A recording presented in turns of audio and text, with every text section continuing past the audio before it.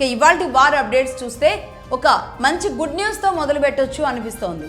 అదే Lebanon Israel మధ్య జరుగుతున్న 47 రోజుల యుద్ధానికి ప్రస్తుతానికి బ్రేక్ పడింది. సీజ్ ఫైర్ ప్రకటించుకోవడం జరిగింది. అది కూడా కేవలం 10 రోజుల పాటుకి మాత్రమే ప్రస్తుతానికి.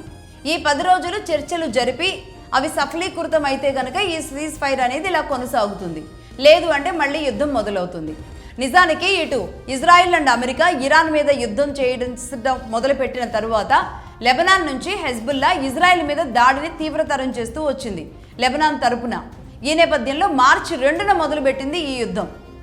దాంతో 47 రోజులు చేరుకుంది. సరిగ్గా ఏప్రిల్ 17 అర్ధరాత్రి నుంచి ఈ సీజ్ ఫైర్ అనేది అమల్లోకి రావడం మొదలైంది. అంటే దీంతో ఒక చర్చల వైపు అడుగులు పడుతున్నాయి ప్రస్తుతానికి లెబనాన్ అండ్ ఇజ్రాయెల్ మధ్య. అయితే ఈ చర్చల విషయంలో కూడా ఇంకా కొన్ని కాన్ఫ్లిక్ట్స్ అయితే ప్రస్తుతానికి వీళ్ళు మాట్లాడుకుంటూనే ఉన్నారు. అదేంటి అంటే లెబనాన్ సరిహద్దుల్లోనే ఇంకా ఇజ్రాయెల్ దళాలు ఉన్నాయి. దీన్ని ఖండిస్తోంది లెబనాన్.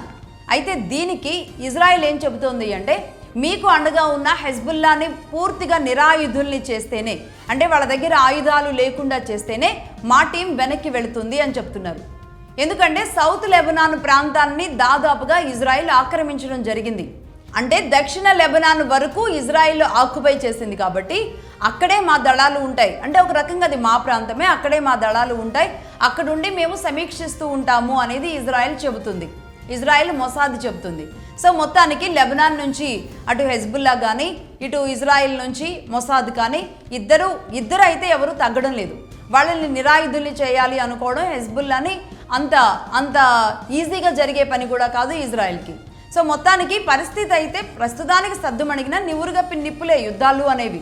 బట్ దీనికి అమెరికా అధ్యక్షుడు ట్రంప్ గారు ఒక అడుగు ముందుకేశారు.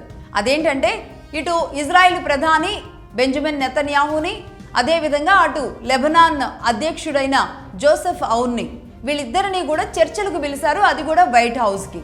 మేబీ నెతన్యాహు అండ్ అమెరికా అధ్యక్షుడికి ఉన్న ఫ్రెండ్షిప్తో నెతన్యాహు ఒప్పుకోవచ్చేమో కానీ వైట్ హౌస్ దగ్గరికి వెళ్ళి చర్చలు జరపడానికి లెబనాన్ గురించి. బట్ లెబనాన్ అయితే ఇప్పటి వరకు దీని మీద ఎలాంటి క్లారిటీ కూడా ఇవ్వలేదు. ఈ చర్చలు అంటే ఈయన అమెరికాకి సంబంధించిన చర్చలేమో ఇస్లామాబాద్ పాకిస్తాన్లో జరుగుతున్నాయి. ఇటు లెబనాన్ అండ్ ఇజ్రాయెల్కి సంబంధించి తన దగ్గర చర్చలు జరగాలని కోరుకుంటున్నారు ట్రంప్ గారు. మరి దీనికి లెబనాన్ ఒప్పుకుంటుందా లేదా ఇంకేదైనా ప్రాంతాన్ని ఎంచుకుంటుందా అనేది అయితే ఇంకా క్లారిటీ రాలేదు. ఈ చర్చలు ఈ 10 రోజుల్లో కంప్లీట్ అవ్వాలి అనేది 2 దేశాలు కూడా కోరుకుంటున్నాయి. నిజానికి ఒక రకంగా 2 దేశాల అధినేతలు కూడా చర్చల్లో కూర్చోడానికి కూడా సిద్ధంగా ఉన్నారు. బట్ ప్లేస్ అనేది కన్ఫర్మ్ కావాల్సిన పరిస్థితులు ఉన్నాయి. ఇది ఒక గుడ్ న్యూస్గా మనం భావించవచ్చు.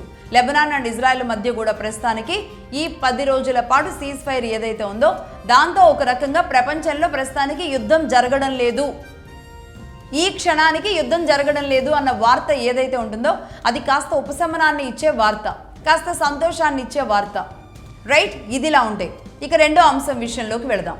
అదేంటంటే అమెరికా అధ్యక్షుడు ట్రంప్ నిన్న మీడియాతో మాట్లాడారు.